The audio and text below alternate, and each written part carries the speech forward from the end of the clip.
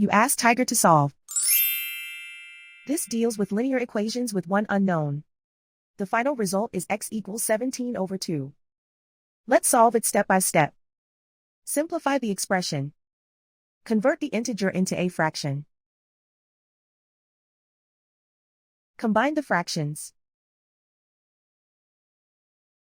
Combine the numerators. Group all constants on the right side of the equation. Add 3 to both sides. Simplify the arithmetic.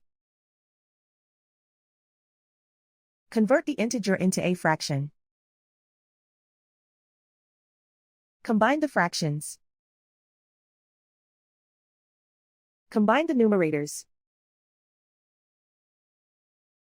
Isolate the x. Multiply both sides by inverse fraction 2 over 1. Group like terms. Multiply the coefficients. Simplify the fraction. Multiply the fractions. Simplify the arithmetic. And so the final result is x equals 17 over 2.